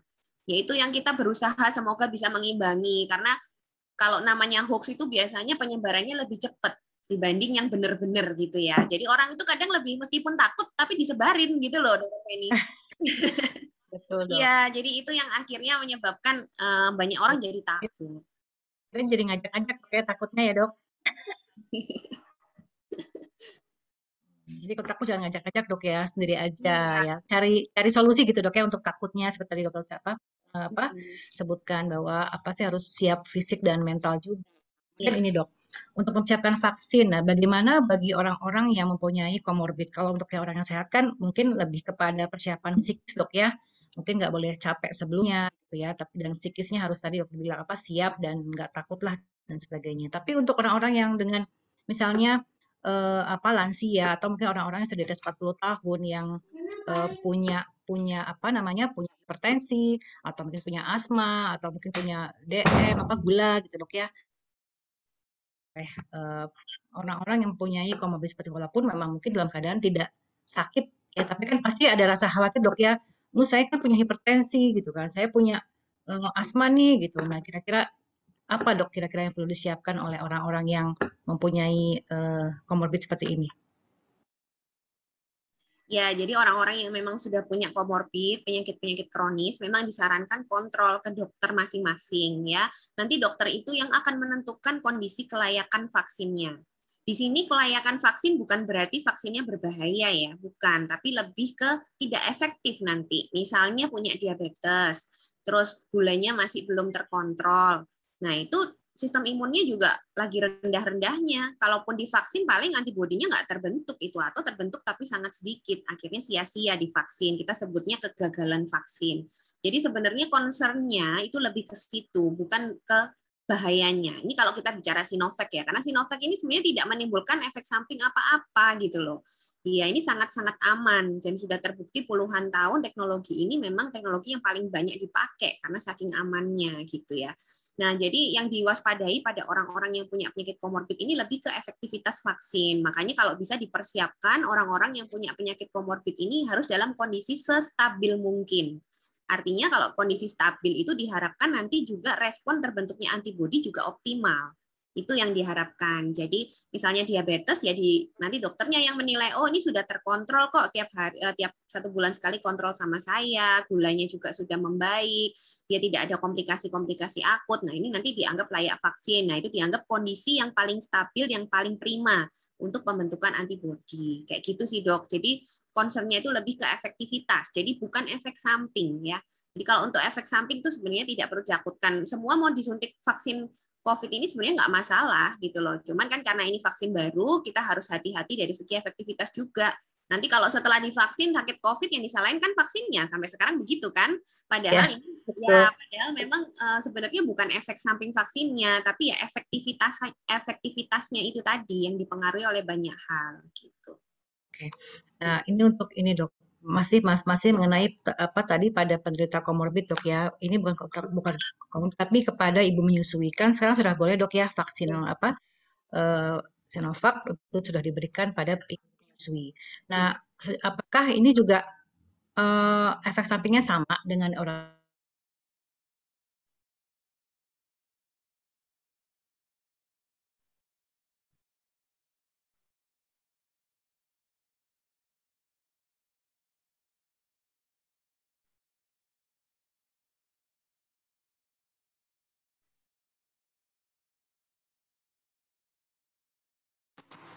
Mohon izin Bu Feni. Sinyalnya mungkin ya Mas ya. Iya betul Dok, sepertinya sinyal Dok. Iya. Mohon izin kita tunggu sebentar ya Dok. Iya.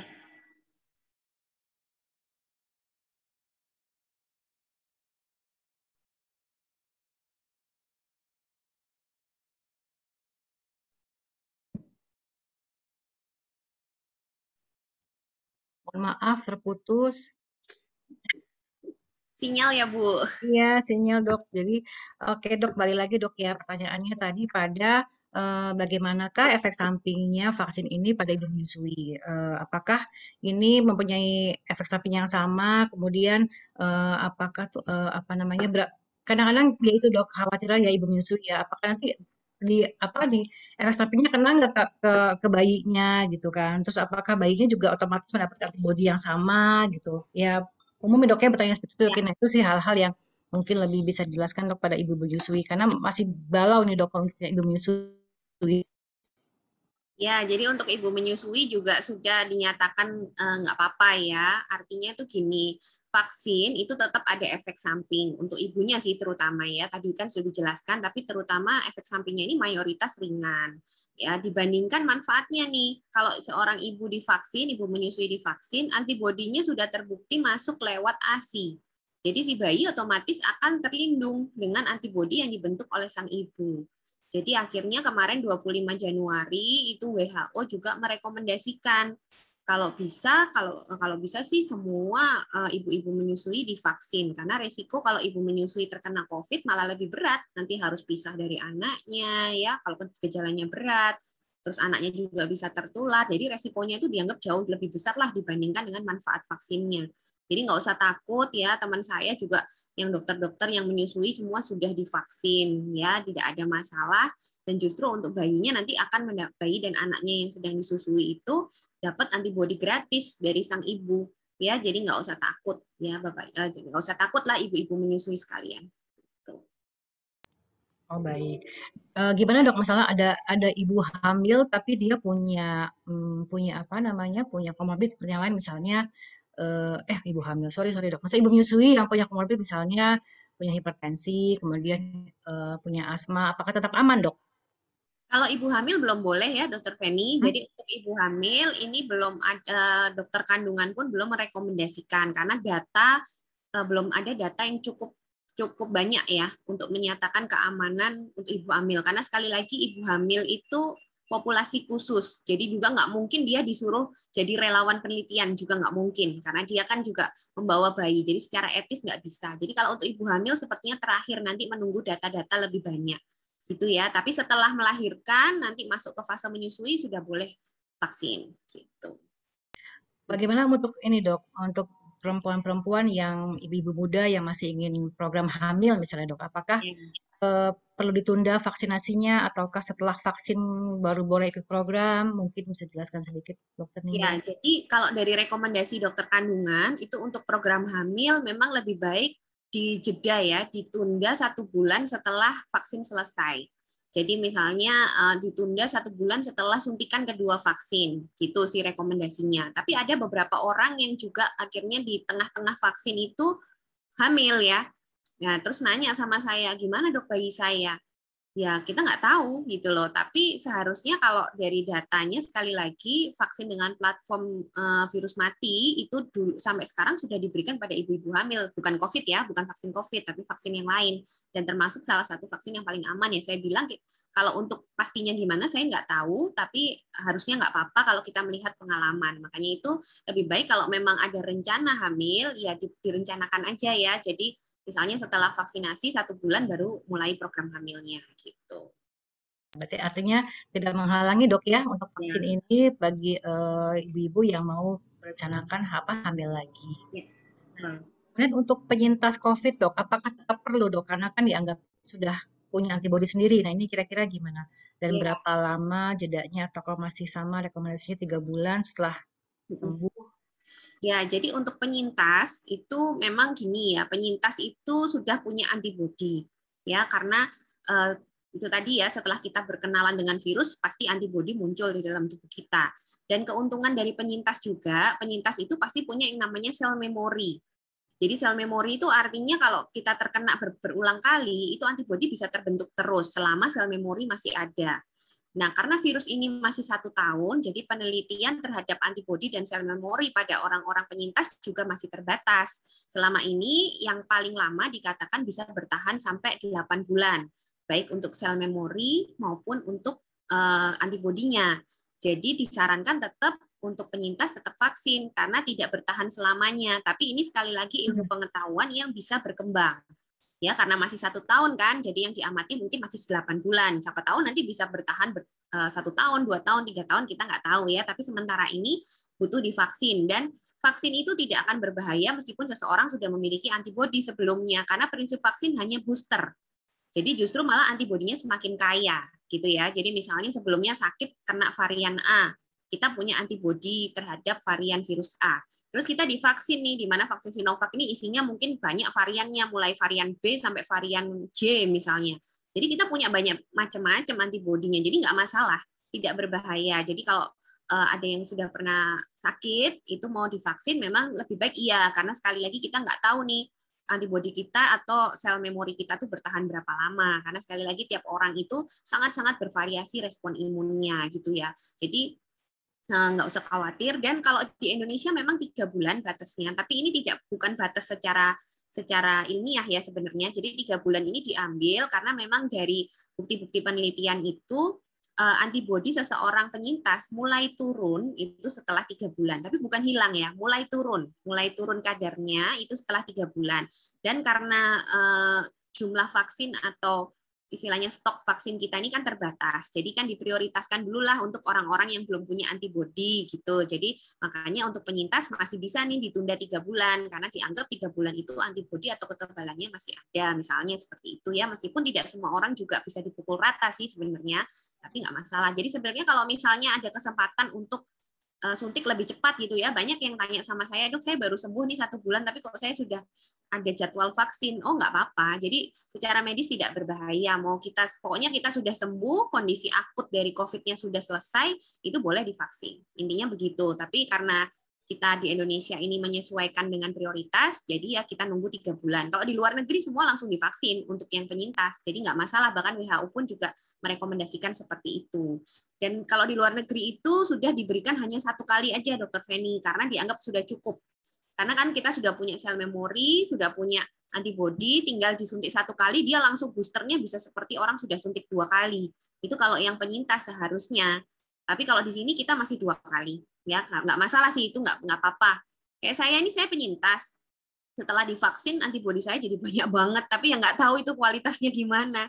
Tapi memang terbukti penyintas itu kan sudah punya lah ya, sudah punya kayak dasarnya, jadi sekali di booster itu langsung tinggi sekali antibodinya gitu. Tapi saya suntik 2 kali juga karena mengikuti regulasi pemerintah dan nggak masalah gitu ya.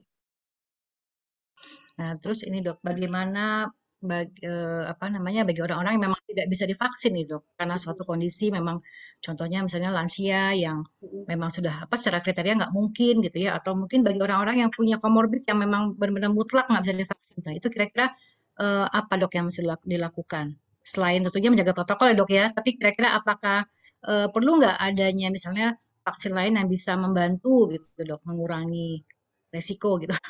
Ya, jadi untuk orang-orang yang belum bisa divaksin memang ya satu-satunya cara hanya protokol kesehatan ya, dan tentunya orang sekitarnya yang harus empati. Oh, ini ada orang tuaku yang belum bisa divaksin. Oh, ini ada kakek nenekku yang belum bisa divaksin. Ya kita yang sudah divaksin jangan terus merasa aku udah divaksin nih nggak apa-apa gitu ya. Padahal orang sekitar kita masih ada yang belum divaksin.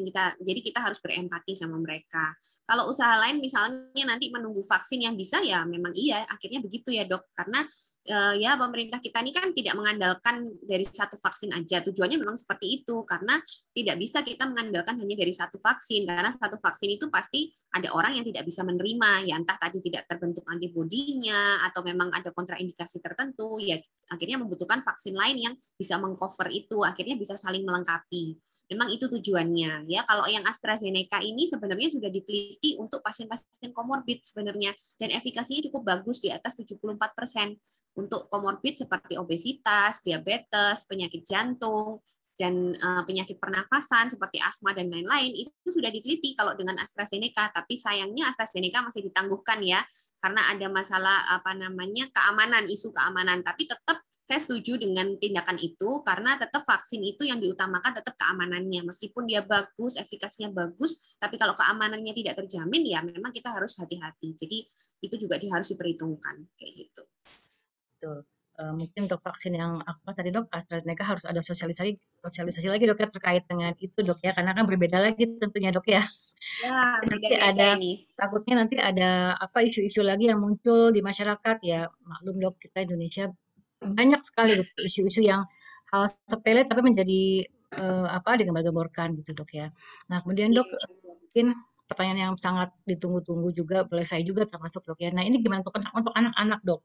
Karena kan ada wacana kita akan kembali tatap muka sekolah di bulan Juli gitu kan, sedangkan anak-anak itu kan belum ada vaksinnya.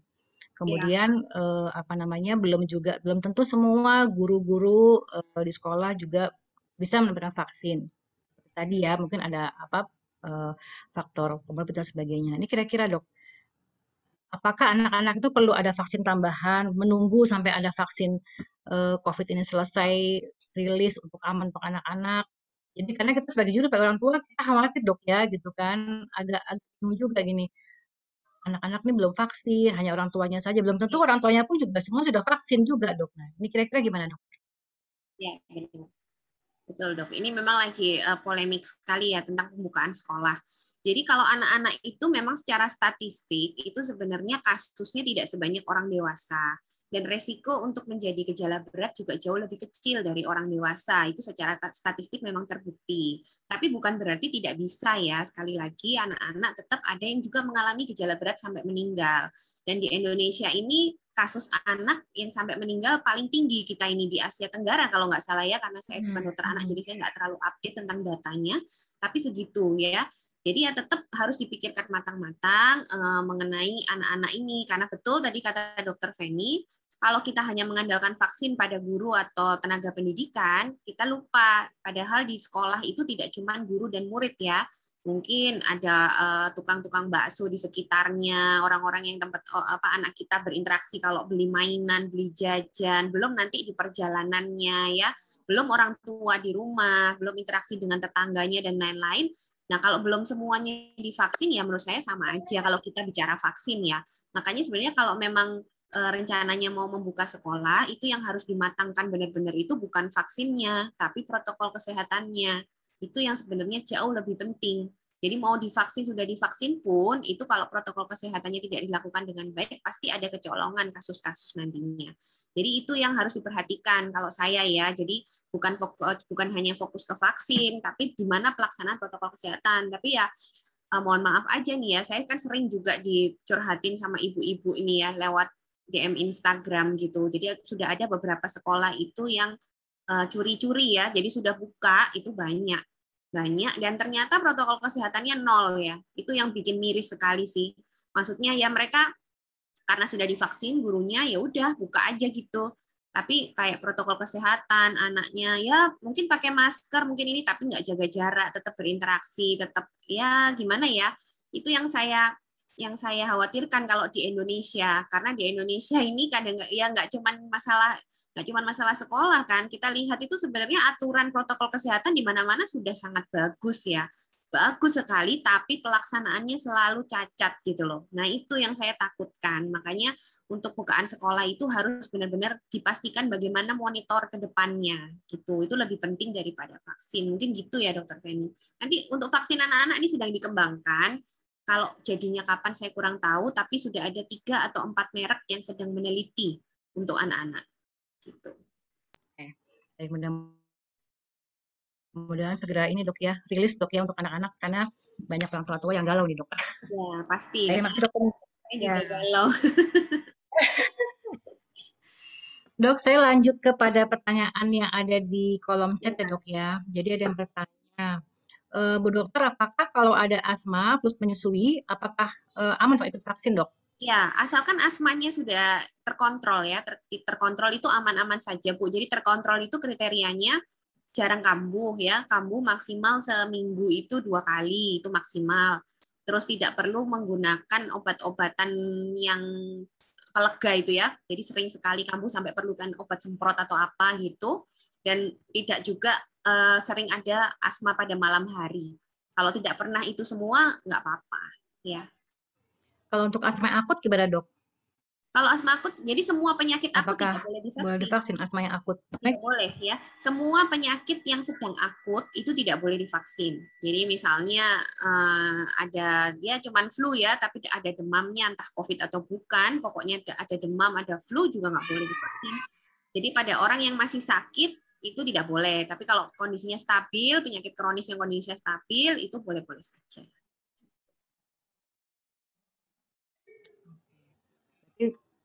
Penyakit yang akut pun, misalnya apapun selain itu asma, jadi vaksin dulu ya dok ya? Ya. Nah ini ada juga pertanyaan dok, apakah varian B117 itu bisa dilawan dengan Sinovac? Tadi kayaknya sudah dijawab ya dok ya, bahwa ini sudah bisa tercover dok ya Bisa, kalau yang dengan B117 ini bisa. Ya, karena Sinovac itu punya kelebihan memang, karena dia kan isinya adalah virus mati yang utuh ya. Jadi antibodinya tuh semua ada. Ada antibodi kakinya, ada antibodi kepalanya, ada antibodi tangannya, itu semua punya gitu loh. Tapi kalau yang vaksin-vaksin baru yang cuma satu bagian, kalau bagiannya itu mutasi ya pasti dia akan berpengaruh kan, harus dibikin vaksin baru. Logikanya sih begitu. Makanya Sinovac ini sebenarnya meskipun efikasinya kalah ya, tapi secara keamanan dan secara perlawanan mutasi dia unggul gitu. Karena kan ya itu dia tidak terpengaruh lah kalau cuma mutasinya di kaki ya dia kan punya yang lain antibodinya, jadi nggak masalah gitu. Oke, berarti intinya dalam keadaan yang penting sehat dok ya, dalam kondisi yang sehat silahkan divaksin dok ya tanpa ragu. Baik dok, saya akan melanjut kepada pertanyaan yang di hadirin yang raise hand. Ya, silakan. Mungkin bisa panitia bisa membantu untuk men-spotlight.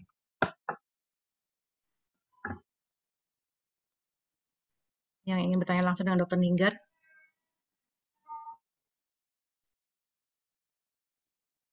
Izin panitia untuk men-spotlight hadirin yang mau bertanya langsung dengan Dr. Ninggar. Gini Bu, sepertinya belum ada Bu. Bisa dengan yang dari slide Bu, mohon izin. Kemudian gini dok, misalnya ada pasien yang pernah sesak nafas, tapi bukan asma. Nah ini gimana dok? Apa boleh divaksin dok? Iya, jadi intinya kalau misalnya tidak sedang sesak ya, tidak sedang sakit itu boleh-boleh saja. Jadi kalau misalnya ragu ya mungkin bisa konsultasi ke dokter setempat ya. Ke dokter Feni nih. Konsultasi. Jadi yang pokoknya kalau kondisinya intinya kalau kondisinya itu tidak sedang harus dirawat di rumah sakit, ada kondisi-kondisi yang seperti itu tuh sebenarnya nggak apa-apa. Boleh-boleh aja. Hampir semua penyakit sudah boleh kok sekarang untuk Sinovac. Oke, kemudian ada pertanyaan lagi. Izin bertanya dokter, mengapa untuk lansia diberikan jeda waktu vaksin selanjutnya adalah 28 hari, bukan 14 hari? Ya, kalau lansia itu karena penelitiannya berbeda ya. Jadi itu tergantung ujinya sih, maksudnya tergantung desain dari uji klinisnya. Jadi ternyata 28 hari untuk lansia itu juga menimbulkan antibodi yang optimal juga. Jadi akhirnya pada lansia itu dibikin 28 hari. Sebenarnya dulu wacananya itu karena pingin supaya vaksinnya ini lebih cepat dilakukan. Karena kalau jaraknya lebih jauh kan orang yang dapat vaksin itu lebih banyak duluan daripada kalau 14 hari ya. Kalau 14 hari itu kan nanti bisa cepat habis gitu loh vaksinnya. Makanya tuh dengan wacana itu dicoba 28 hari memang pada uji klinis lansia. Ternyata kok hasilnya bagus. Jadi akhirnya 28 hari gitu. Jadi itu karena penelitinya aja sih, nggak ada masalah apa-apa sih. Oke. Ini juga dok ada pertanyaan lagi. Izin bertanya, apakah perbedaan efek terhadap orang yang divaksin Sinovac dengan AstraZeneca? Jadi maksudnya apa ada bedanya dok efek terhadap orang yang divaksin Sinovac dengan AstraZeneca? Seharusnya itu kembali lagi ke banyak faktor itu tadi ya, kembali lagi ke sistem imun masing-masing orangnya ya, kembali lagi ke bagaimana perilaku protokol kesehatan dari orang itu dan bagaimana juga virus-virus yang beredar di sekitarnya ya. Karena AstraZeneca ini juga masih bisa mengatasi B117, tapi kalau dengan varian Afrika Selatan dia sangat rendah efikasinya, sudah diteliti itu hanya 10%. Jadi jangan sampai ada varian Afrika Selatan masuk ke Indonesia karena itu AstraZeneca cuma bisa efektif 10%. Kalau yang Sinovac masih bisa ngatasi. Gitu. Kalau yang lain-lainnya tergantung kondisi-kondisi tadi ya, tergantung sistem imun, tergantung perilaku protokol kesehatan gitu. Nah, ini juga ada yang bertanya, Dok. Kategori lansia itu mulai umur berapa, Dokter? Lansia kalau di Indonesia kategorinya 60 tahun ke atas. Gitu.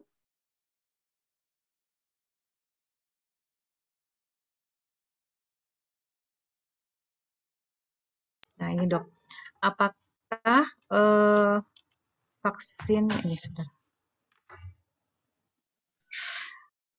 Izin Dok, apakah aman divaksin buat seseorang yang sebenarnya memiliki penyakit yang masuk kategori dalam daftar tidak aman untuk divaksin, misalnya hipertensi, diabetes, tapi tidak pernah cek kesehatan, jadi nggak tahu sebetulnya apakah memiliki penyakit tersebut.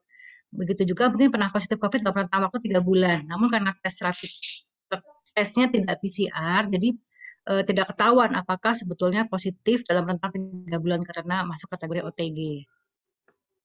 Ya, jadi sebenarnya sekali lagi penyakit-penyakit ini itu kemarin tidak layak awalnya ya, tidak layak itu bukan karena berbahaya ya, tapi lebih ke efektivitasannya. Jadi kalau kondisi tidak stabil tidak stabil atau tidak terkontrol itu dipaksakan divaksin, nanti antibodi yang terbentuk itu takutnya tidak optimal. Sebenarnya lebih ke itu sih concern-nya. Nah, untuk orang-orang yang memang nggak tahu nih punya sakit atau tidak, ya memang lebih disarankan untuk check up dulu ya, minimal gulanya, tensinya, itu kan yang paling mudah untuk diperiksa. Minimal itu, karena kalau penyakit-penyakit lain seperti yang aneh-aneh autoimun dan lain-lain kan pasti ada gejala ya. Tapi kalau gula ini kadang-kadang nggak ada gejala, gula, hipertensi itu kadang-kadang nggak ada gejala. Jadi kalau saya sih selalu menganjurkan sebelum divaksin kalau bisa check up dulu, terutama yang usia-usia di atas 40 tahun. Nggak ada salahnya sih sebenarnya kan untuk check up rutin itu sudah waktunya sebenarnya untuk kesehatan juga. Jadi lebih baik di screening dulu. Jadi tahu kalau misalnya gulanya agak tinggi apa yang harus dilakukan, lalu tensinya agak tinggi apa yang harus dilakukan dulu sebelum divaksin. Nah, kalau untuk yang orang OTG nggak ketahuan, ini tadi juga sudah saya jelasin ya. Jadi intinya orang yang sudah punya antibodi, jadi orang yang pernah sakit itu kalau divaksin COVID kapanpun itu nggak masalah karena prinsip vaksin itu hanya menambah antibodinya aja. Jadi tidak berbahaya kalaupun dia sudah punya antibodi. Jadi justru malah akan semakin kaya antibodinya ya. Jadi orang yang penyintas ini kan mungkin kena varian A punya antibodi terhadap varian A. Tapi kalau kita suntik vaksin dengan Sinovac yang punya 10 varian, kita ketambahan antibodi dari 10 varian itu. Jadi kapanpun mau disuntik tidak harus 3 bulan nggak apa-apa karena 3 bulan ini bukan batas apa-apa, cuman batas prioritas aja karena di Indonesia ini terbatas jumlah vaksinnya. Jadi diutamakan orang-orang yang belum memiliki antibodi dulu. Atau penyintas yang sudah lebih dari 3 bulan dianggap antibodinya sudah turun. Itu yang diutamakan ya dibanding yang barusan kena. Karena barusan kena dianggap dalam 3 bulan itu dia masih memiliki antibodi yang cukup. Gitu. Meskipun ya tidak bisa dipukul rata sebenarnya ya. Tapi sama pemerintah diberi batasan 3 bulan itu. Jadi nggak masalah kalau mau suntik sebelumnya. Baik, dokter. Terima kasih banyak. Dari panitia kira-kira apakah ada yang raise Ada hand? Ibu. Saya langsung Ada, Ibu. pada silakan. Silakan Ibu Reni.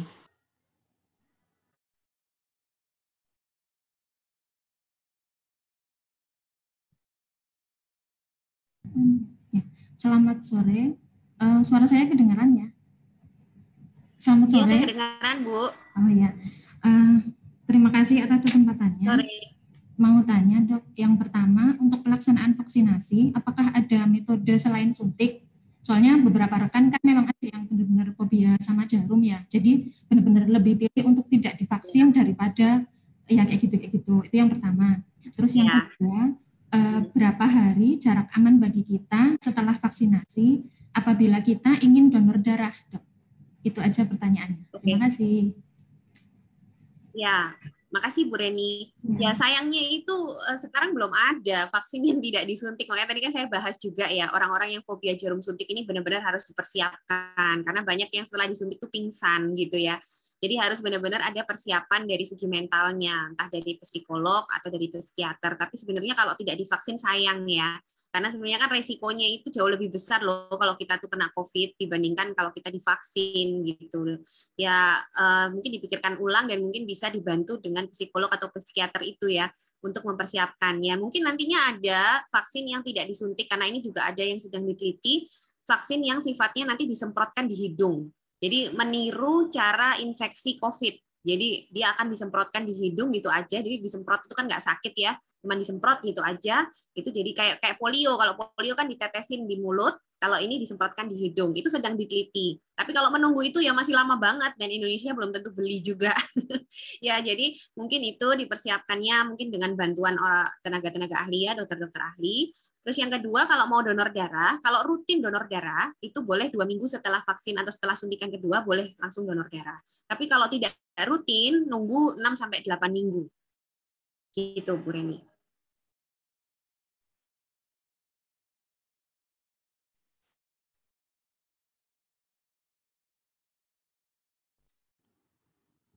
Baik, terima kasih. Apakah ada lagi yang mau bertanya langsung pada Dr. Ninggar? Dipersilahkan, panitia. Apakah masih ada yang ingin bertanya langsung sambil menunggu dok ya.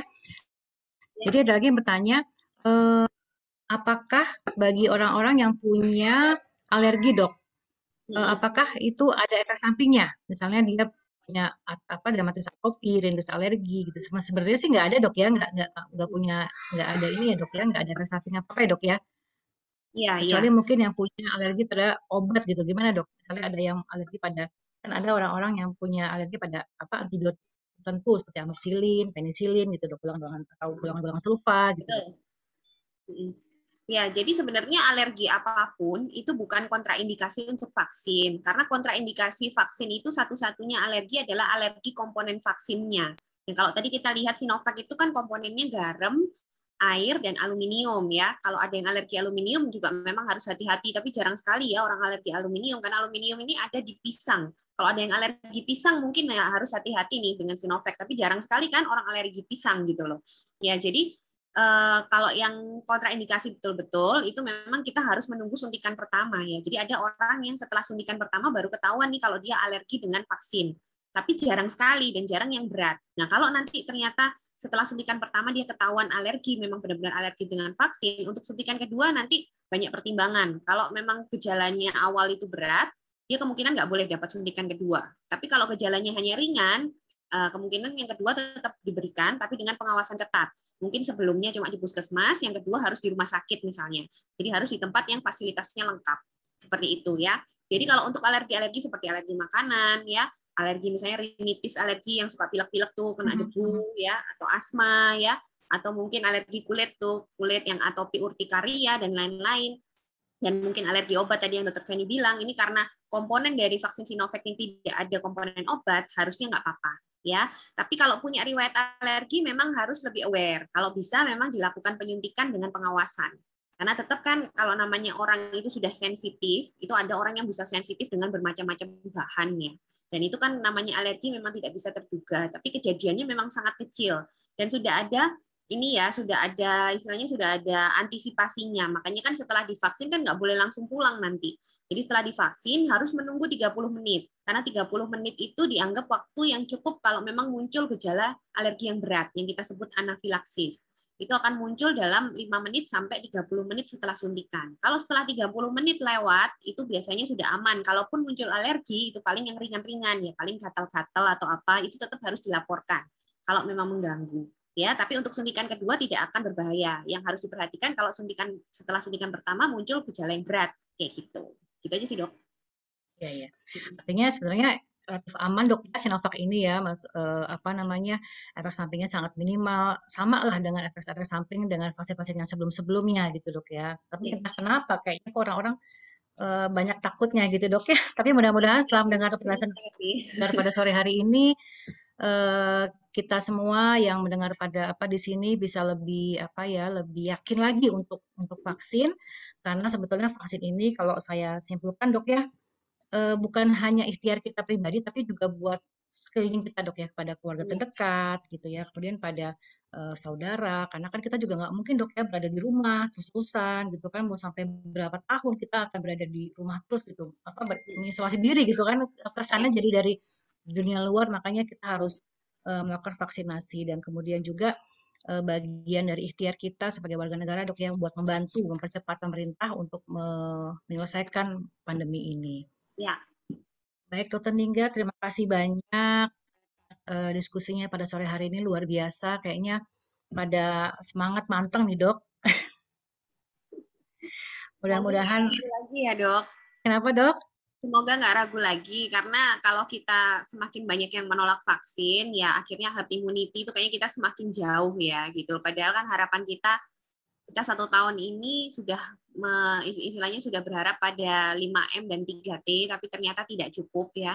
Kita butuh tambahan senjata nih. Nah, ini kan kebetulan ada vaksin. Ya kalau bisa sih kita dukung semua ya supaya segera kita mencapai yang namanya herd immunity, supaya cepat-cepat kita selesailah dari kondisi ini. Karena semakin lama semakin banyak yang nolak, herd immunity juga semakin lama tercapai, virusnya semakin banyak yang mutasi, akhirnya balik lagi kayak gitu. Iya Iya, betul. Dok. Iya betul. Mungkin ada ini dok sebagai penutup closing statement dari Dokter Ninggar pada kami di sini yang mendengarkan diskusi kita pada sore ini dok. Ya, oke. Kalau dari saya sebenarnya begini ya, karena ini kan masih ada kontroversi vaksin ini kan badan-badan saya, ini hak-hak saya. Oke. Jadi vaksin ini memang ada unsur hak, tapi jangan lupa ini ada unsur kewajiban kita semua sebagai manusia atau masyarakat ya. Kalau kita bicara hak, semuanya punya hak ya, semua punya hak, tapi itu kan terbatas dengan efek samping dan keamanan, di mana keamanan dan efek samping ini sudah sangat diusahakan seaman mungkin ya, nggak adalah yang mau bikin obat atau bikin vaksin tapi tidak aman. Untuk apa? Kan tujuan kita sebenarnya untuk segera lepas dari kondisi COVID, kondisi pandemi ya. Jadi semua ini penelitian dari vaksin ini sudah melewati tahap-tahap yang benar ya, tahap-tahapannya benar, meskipun kenapa lebih cepat? Karena memang kita harus mengejar waktu, tapi tahapan tidak ada yang dilewati. Jadi biasanya tahapan itu 2 tahun, jadi cuma setahun misalnya. Tapi itu sudah melewati tahapan-tahapan yang betul, dan sekarang disimpulkan bahwa vaksin-vaksin ini efek sampingnya cukup ringan ya, cukup ringan dan aman. Jadi kalau dari segi hak Anda mau melindungi diri Anda sendiri, seharusnya bila Anda sudah mencari informasi yang benar, Anda tidak akan takut karena efek sampingnya ternyata kecil sekali ya, sangat ringan. Lalu untuk kewajiban, itu tadi yang kita barusan bicarakan dengan Dr. Feni, kewajiban kita adalah kita harus mendukung supaya herd immunity itu terbentuk. Karena semakin banyak orang yang menolak, herd immunity akan semakin jauh. Akhirnya usaha kita untuk vaksin ini juga mungkin akan sia-sia. Ya, kita tidak akan kan pengen tuh ya cepat lepas protokol kesehatan, saya juga pengen tuh. Makanya kita harus segera sampai herd immunity. Kalau enggak belum bisa lepas kita. Ya, yang kedua juga mutasi virus yang terus mengancam. Ya, selama ada penularan, selama penularan tidak kita tekan, ya itu akan bisa terjadi terus, dan siapa tahu suatu saat ada mutasi yang bisa membatalkan efektivitas vaksin 100%. Nah, itu kan bahaya banget. Kita akan kembali lagi ke tahun lalu ya. Jadi kalau bisa kita dukunglah usaha-usaha ini juga untuk kebaikan bersama ya. Jadi vaksin itu ada hak, ada kewajiban. Jadi nggak apa-apa menuntut hak, tapi kalau sudah dapat informasi yang benar, harusnya kita tinggal melaksanakan kewajiban karena haknya kita udah dapat ya, aman kok gitu. Oke, Dok. Terima kasih banyak Dokter Ninggar, luar biasa penjelasannya, sangat detail dan clear ya dok ya buat kita semua. Mudah-mudahan ya, balik lagi dok, saya sih berharap mudah-mudahan yang mendengar di sini menjadi yakin dan udah nggak takut-takut lagi untuk menjalankan vaksinasi ini. Baik, terima kasih sekali lagi, dan Bapak Ibu yang mengikuti talk show kita pada sore hari ini, mohon maaf jika ada kata-kata saya yang kurang berkenan. Saya kembalikan kepada MC, persilakan. Baik, terima kasih Dr. Feni dan Dr. Ninggar yang telah berkenan membawakan talk show sore hari ini. Acara selanjutnya adalah penyerahan sertifikat dari Dharma Wanita Persatuan Inspektorat Jenderal Kementerian Keuangan kepada narasumber Dr. Adi Ninggar, disaksikan oleh Ibu Puji Astuti Alexander Zulkarnain selaku Ketua Bidang Pendidikan Dharma Wanita Persatuan Inspektorat Jenderal Kementerian Keuangan.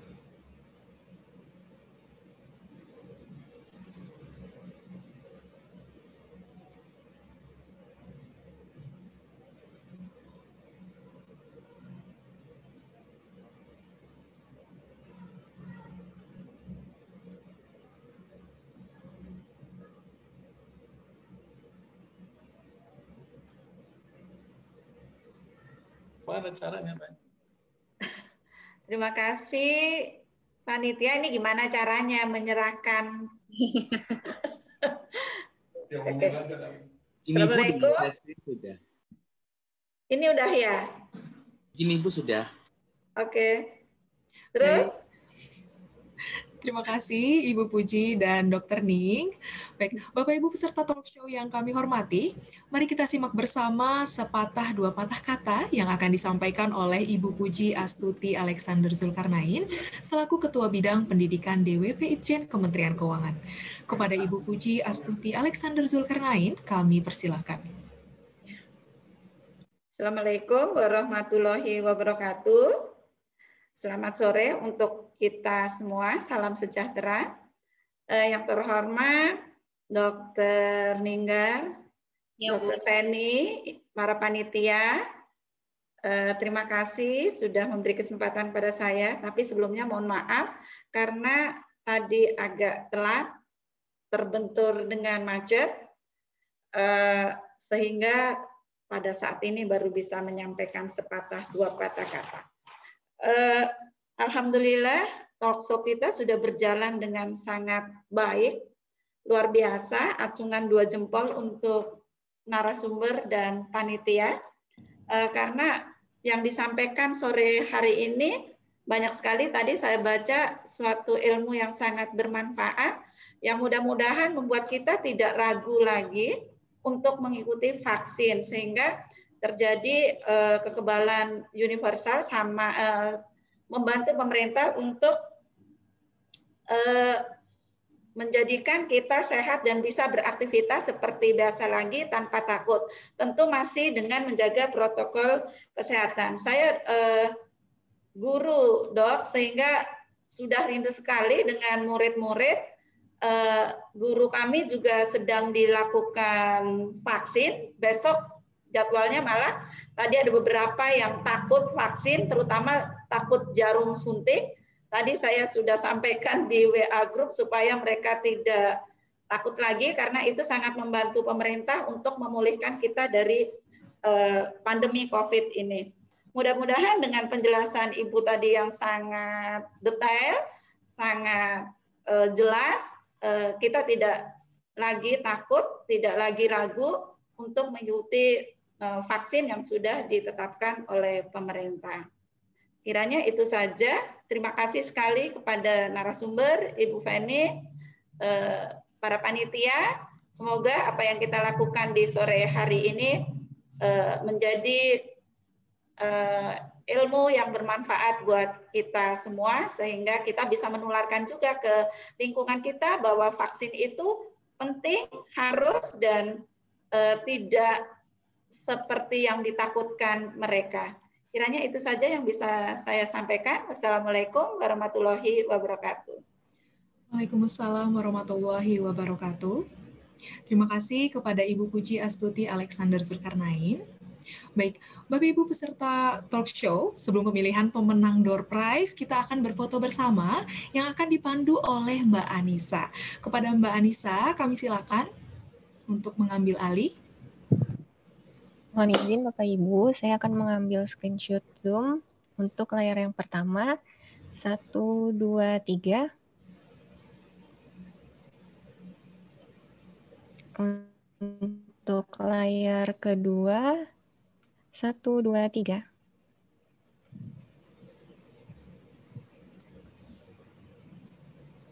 Untuk layar ketiga, 1, 2, 3. Untuk layar berikutnya, 1, 2, 3. Untuk layar berikutnya, 1, 2, 3.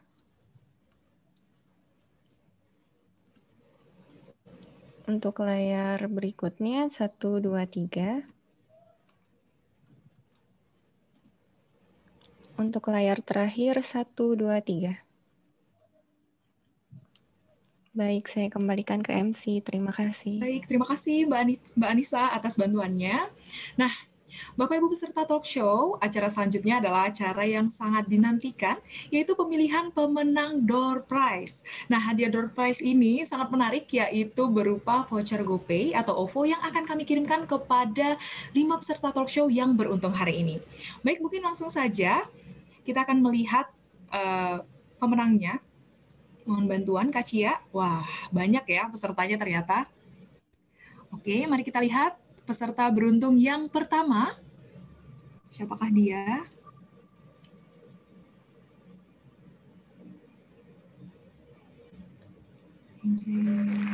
Ya, selamat kepada Pak Ahmad Gufron karena sudah terpilih menjadi pemenang yang pertama. Baik, untuk selanjutnya pemenang yang kedua. Yang beruntung nih, siapa lagi nih? Siapakah di antara ratusan orang? Siapakah dia? Ya, selamat kepada Pak Tommy Dwi Jayanto. Untuk selanjutnya, peserta beruntung yang ketiga. Apakah bapak-bapak lagi atau ibu-ibunya nih?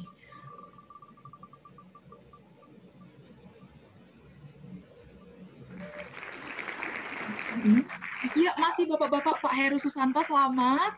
Selanjutnya pemenang yang keempat, siapa? Aduh, ini ibunya mana ya? Kok dari tadi bapak-bapak semua gitu ya?